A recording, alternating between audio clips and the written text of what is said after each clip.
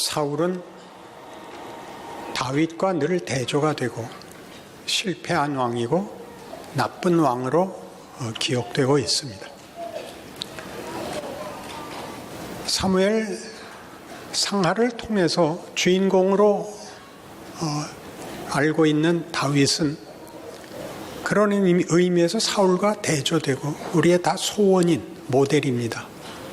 그러나 사무엘이 하고 싶은 얘기는 사울의 역할, 사울의 생애는 우리에게 무슨 내용을 담고 있는가? 사울은 왜 사울이 되었고 다윗은 왜 다윗이 되었는가? 우리는 어떻게 사울이 되지 않고 다윗이 될 수 있는가 하는 것이 우리의 궁금증이며 성경이 하고 싶은 이야기이기도 합니다. 오늘 15장 사건에서 사울은 아말렉을 진멸하라는 명령을 제대로 순종하지 않아서 폐위됩니다.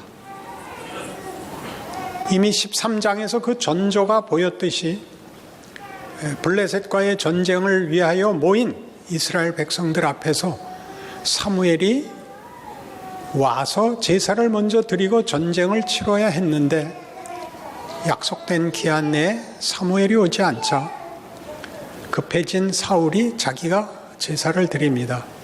그리고 혹독한 꾸중을 받습니다. 왕이 망령되이 행하여 왕의 날이 길지 않을 것입니다. 라는 1차 경고를 받았죠. 15장에 오면 그것이 더 급박한 심판이 되어서 하나님이 왕을 버렸습니다. 라는 지점까지 옵니다. 그것은 진멸하라는 아말렉을 진멸하지 않고 그 왕 아각을 사로잡아 오고 그 포획물 중에 좋은 것들을 남겨 사울의 변명에 의하면 여호와께 제사 지내려고 이 좋은 것들을 남겼다는 변명이었는데 사무엘은 아주 냉정하게 순종이 제사보다 낫습니다. 왕이 하나님을 버렸으므로 하나님도 왕을 버렸습니다. 다른 왕이 당신을 대신할 것입니다. 라는 준엄한 심판으로 끝이 납니다. 사울은 제사가 다만 종교적 치장, 종교적 형식에 불과한 것으로 이렇게 타협이 됩니다. 그것은 매우 중요한 싸움이라고. 순종이 제사보다 낫다. 제사라는 것이 형식으로 지켜지고 조건으로 지켜져야 되는 것이 아니라 내용으로 지켜져야 된다.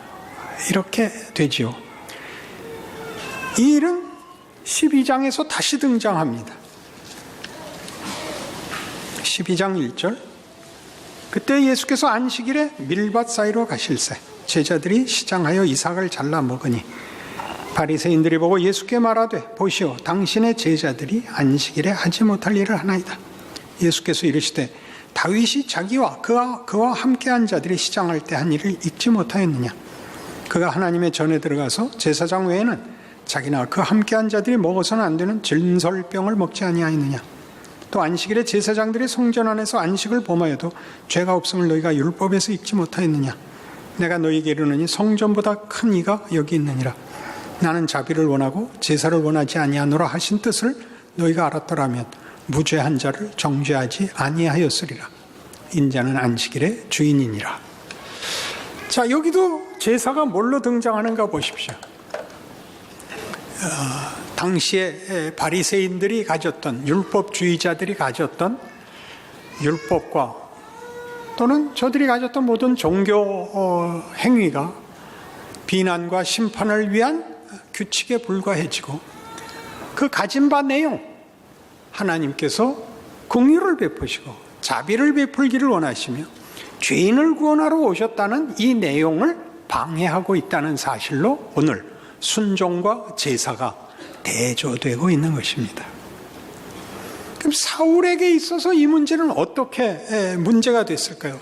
사울은 대단히 종교적인 사람으로 그려지고 있습니다.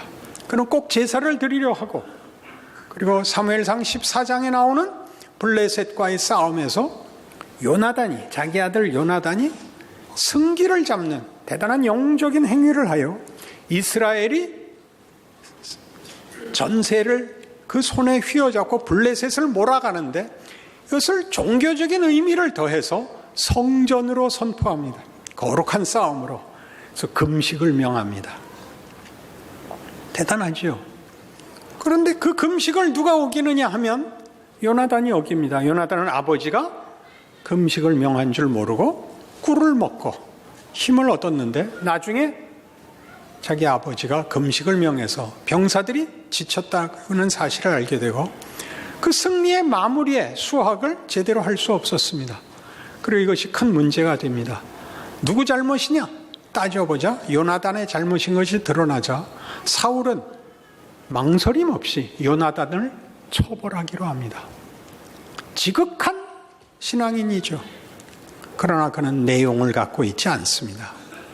그는 하나님과 묶여져 있지 않습니다. 종교는 그에게 그저 치장일 뿐입니다. 자기의 권력과 지위를 유지하는 보조수단에 불과했던 것이죠. 여기에 성경이 들이대는 심판을 보십시오. 하나님과 묶여있지 않은 종교 행위는 아무 가치가 없다. 그러니 우리가 이 문제에서 오늘 사울의 문제에서 확인하려고 하는 것은 사울에게는 그런 의미에서 하나님과의 관계는 관심이 없습니다. 이사야의 본문으로 사무엘상의 본문으로 돌아가면 아주 기가 막힌 표현이 하나 나오는데 그것이 15장 21절에 있습니다. 다만 백성이 그 마땅히 멸할 것 중에서 가장 좋은 곳으로 길갈에서 당신의 하나님 여호와께 제사하려고 양과 소를 끌어왔나이다. 당신의 하나님입니다.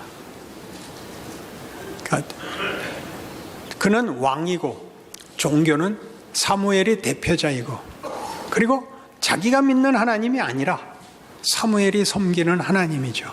보조수단이죠. 여기에 사울의 허점, 사울의 망발이 있습니다. 그래야 사울은 제거됩니다. 이후에도 여러 해를 더 왕직을 유지하고 있지만 그는 결국 여기서 폐위된 것입니다. 그러면 이 제사와 반대되는 순종에서 실패한 것인데 거역하는 것은 점치는 죄와 같고 완고한 것은 사신 우상에게 절하는 것과 같습니다. 불순종이 우상과 묶여 있다는 것을 우리는 조심스럽게 기억해야 합니다. 순종은 도대체 무슨 문제였을까요? 로마서 11장에 오면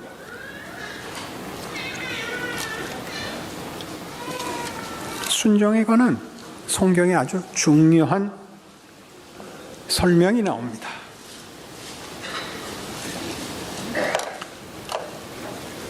로마서 11장 30절입니다. 너희가 전에는 하나님께 순종하지 아니하더니 이스라엘이 순종하지 아니함으로 이제 긍휼을 입었는지라. 이와 같이 이 사람들이 순종하지 아니하니 이는 너희에게 베푸시는 긍휼로 이제 그들도 긍휼을 얻게 하려 하심이라. 하나님이 모든 사람을 순종하지 아니하는 가운데 가두어 두심은 모든 사람에게 긍휼을 베풀려 하심이로다. 이스라엘은 구원을 얻을 것인가? 중요한 문제가 됐습니다. 왜냐하면 그들은 예수를 믿지 않았고 그를 십자가에 못 박은 당사자들입니다. 그래서 기독교 2000년 동안 기독교란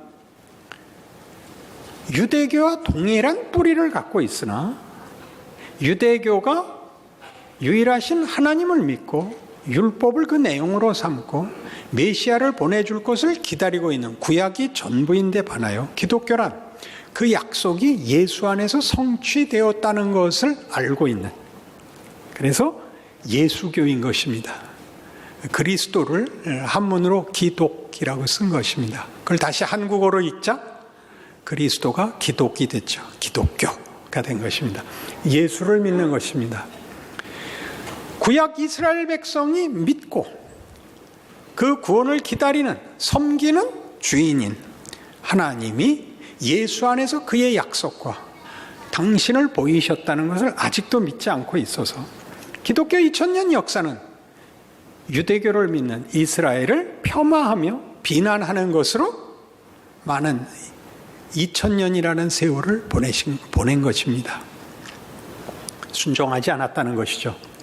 바울의 답은 이겁니다. 이스라엘의 구원을 그가 믿는 것은 너희는 원래 이스라엘보다 나쁜 조건에 있었다. 너희는 이방인입니다. 이스라엘은 약속을 주고 함께 한 하나님을 결국 거부했지만 너희는 이스라엘이 가졌던 역사와 과거를 가지지도 않은 자였다. 구원이 너희에게 간 것은 그런 의미에서 아무 조건 없이 주어진 긍휼과 기적의 문제였다면 너희보다 나은 조건에 있었던 유대인이야말로 그 긍휼을 받아서 더 당연하지 그것이 이상할 일이 있냐? 이렇게 답하는 것입니다. 그들은 버렸다. 너희는 알지도 못했다. 이것이 이방인과 이스라엘이 동시에 동일한 방법, 하나님의 긍휼로 구원을 얻을 것이라는 사실입니다. 그런데 그것이 왜 순종과 연결이 되느냐? 그것이 왜 불순종의 문제가 되느냐? 지금 읽은 로마서 11장 32절에서 하나님이 모든 사람을 순종하지 아니하는 가운데 가두어 두심은 모든 사람에게 긍휼을 베풀려 하심이로다입니다. 이방인은 아예 몰랐고 거절이고 말고 할 것도 없이 몰랐고 이스라엘은 거부했습니다. 불순종했습니다. 왜 모두를 불순종에 가두었느냐? 기독교가 하는 얘기, 예수를 믿는다는 뜻이 가지는 그 심오한 신비가 여기에 있습니다. 너희들이 상상하고 기대하고 납득하는 것을 넘어서는 것을 하기 위하여 너희들이 이해할 수 없는 그 과정을 내가 넘어섰다. 너희들은 순종할 수 없었다. 내가 너희에게 가진 목적을, 뜻을, 내용을 너희는 이해할 수 없었다. 아무도 순종할 수 없었다. 순종과 이해를 벗어나는 것이었다. 그것이 내가 너희에게 주려고 하는 것이었고, 그랬기 때문에 너희의 반응과 노력에 의한 보상으로 주어지는 것이 아니라 내가 목적하고 의도했기 때문에 주어지는 것이라는 걸 분명히 해야 하는 것이다. 이것이 불순종입니다. 표정이 나쁘시죠? 그래서 이 논리를 성경이 어떻게 쓰고 있는가? 믿음 문제에서 로마서 4장에서 이렇게 얘기합니다. 이 논리를 이해하셔야 됩니다. 기독교 신앙의 논리. 로마서 4장 13절. 아브라함이나 그 후손에게 세상의 상속자가 되리라고 하신 언약은 율법으로 말미암은 것이 아니요 오직 믿음의 의로 말미암은 것이니라. 만일 율법에 속한 자들이 상속자이면 믿음은 헛것이 되고 약속은 파기되었느니라. 율법은 진노를 이루게 하나니 율법이 없는 곳에는 범법도 없느니라. 그러므로 상속자가 되는 그것이 은혜에 속하기 위하여 믿음으로 되나니 이는 그 약속을 그 모든 후손에게 굳게 하려 하심이라. 율법에 속한 자에게뿐만 아니라 아브라함의 믿음에 속한 자에게도 그러하니 아브라함은 우리 모든 사람의 조상이라. 아브라함은 믿음의 조상입니다. 아브라함이 하나님을 믿었습니다. 그것은 우리가 아는 믿음이 아닙니다. 아브라함은 약속을 받았습니다. 약속을 한 자의 몫입니다. 내가 너로 열국의 아비가 되게 하겠다. 하나님의 약속, 하나님의 의지, 하나님의 뜻입니다. 그 약속을 받은 첫 번째 사람입니다. 그는 열국의 아비가 될 것입니다. 하나님이 아브라함을 부르신 것 같이 우리 인류를 부르실 것입니다. 언제야 성취됐죠? 예수님 오셔서야 성취됐습니다.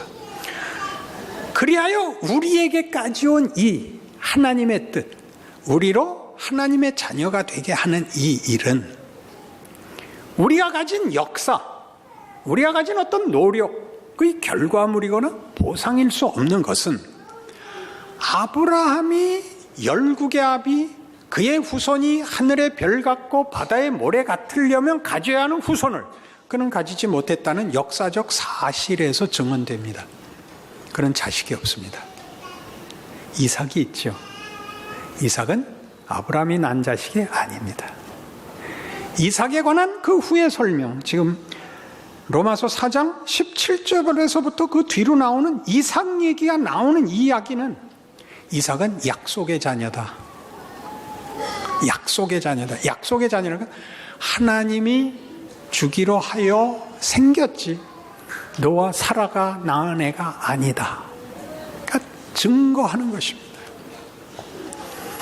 그러니 아브라함에게 한 약속이 우리의 것이 되게 하기 위하여 예수 그리스도로 말미암는 우리의 자격, 우리의 조건, 우리의 요청, 우리의 기대, 우리의 어떤 능력의 결과물이 아닌 하나님의 의지, 하나님이 우리에게 이루시려는 목적이 성취된 것, 그것이 기독교 신앙입니다.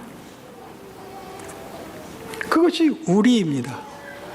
이것이 불순종이라는 말 속에서는 모든 사람을 불순종 안에 가두어 두신 것은 긍휼을 베풀려고, 여기 믿음장에서 얘기하는 아브라함을 율법을 주기 전에 부른 것은 이 약속이 우리의 조건과 자격의 결과물이 아니라는 것을 알리기 위하여 시간적 차이를 뒀다. 율법이 없을 때는 범법도 없다. 그때는 잘하고 못하고의 기준이 없을 때였다. 만일 율법에 의한 것이었으면 이 약속은 실패했을 것이다. 왜? 우리는 하나님이 만들려고 하는 그 결과를 만들 실력이 없기 때문에, 그 조건을 만족시킬 수 없기 때문에, 그래서 하나님의 약속을 분명케 하려고, 실패치 않게 하려고 율법으로 하지 않고 약속으로 했다. 은혜로 했다. 그게 기독교입니다. 그러니까 사울에게서 드러나는 가장 큰 특징이 뭐냐? 사울은 가장 종교적이지만 그는 하나님과 묶여 있지 않습니다. 하나님이 하시려고 하는 것, 하나님이 만들려고 하는 일에 그는 아무런 기업이 없습니다.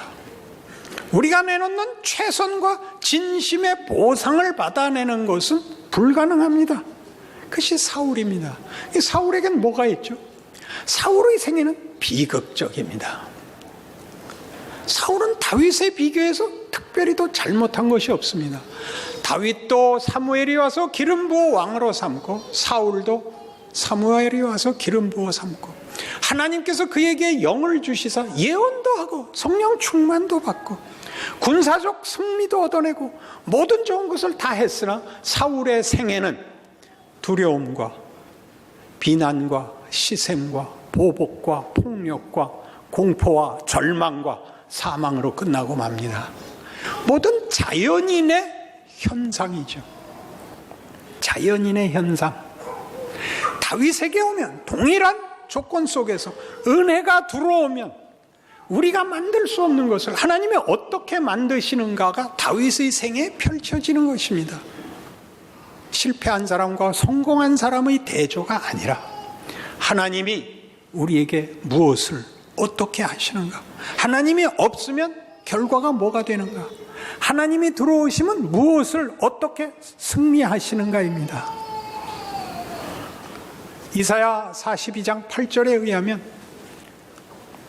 나는 여호와라, 이는 내 이름이니 나는 내 영광을 다른 자에게, 내 찬송을 우상에게 주지 아니하리라.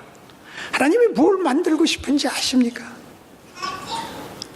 우리가 보통 말하는 예수 믿으면 착해요, 옳아요, 그런 정도를 넘어서는 것입니다. 진실해요, 열심히 있어요, 그런 것들은 다 형용사에 불과합니다. 내용이 뭐가 되느냐 싸움입니다. 하나님의 자녀의 영광입니다. 내 이름으로 부름을 받는 자 그들을 오게 하라. 이사야 43장 7절입니다. 내가 그들을 지었고 내가 그들을 만들었느니라. 이게 하나님의 뜻입니다. 이게 기독교 신앙의 핵심입니다. 하나님이 만들고 싶은 하나님의 자녀라는 이름에 걸맞는 영광된 명예로운 위대한 존재 말입니다. 이렇게 고함만 지르면 답니까? 그렇게 질문이 나올 것입니다. 로마서 6장 17절 하나님께 감사하리로다. 너희가 본래 죄의 종이더니 너희에게 전하여 준 바 교훈의 본을 마음으로 순종하여 죄로부터 해방되어 의에게 종이 되었느니라. 너희 육신이 연약함으로 내가 사람의 예대로 말하노니 전에 너희가 너희 지체를 부정과 불법에 내주어 불법에 이른 것 같이 이제는 너희 지체를 의에게 종으로 내주어 거룩함에 이르라. 너희가 죄의 종이 되었을 때는 의에 대하여 자유로웠느니라. 너희가 그때 무슨 열매를 얻었느냐? 이제는 너희가 그 일을 부끄러워하나니 이는 그 마지막의 사망임이라. 그러나 이제는 너희가 죄로부터 해방되고 하나님께 종이 되어 거룩함에 이르는 열매를 맺었으니 그 마지막은 영생이라. 죄의 싹은 사망이요 하나님의 연사는 그리스도 예수 우리 주 안에 있는 영생이니라. 죄짐은 멸망받고 신앙을 지키면 영생을 얻는다, 이런 조건절이 아닙니다. 근자에 나온 영화 중에 프리즌이라는 영화가 있습니다. 한석규 씨가 악역을 연기한 유명한 악질 영화입니다. 악한 그 죄수가 어떻게 악행을 저지르는가 하는 일을 스토리로 가지고 있는 영화입니다. 개봉되기 직전에 일간지에 그 인터뷰가 실리고 그 담당 기자가 한석규 씨에게 이렇게 물었습니다. 어떻게 악역을 연기하게 됐느냐? 어떤 식으로 악역을 생각하고 준비했는가? 그래서 중요한 대답을 한석규 씨가 했는데 고함을 지르지 않기로 했답니다. 제가 영감을 받았죠. 한석규 씨는 제가 관심이 있는 배우 중에 하나입니다. 왜냐하면 그는 두 가지 얼굴을 가지고 있습니다. 그가 웃으면 그렇게 천진난만한 표정이 나올 수가 없는 표정이 되고, 그가 악한 짓을 하면 그렇게 사악할 수 없는 표정이 됩니다.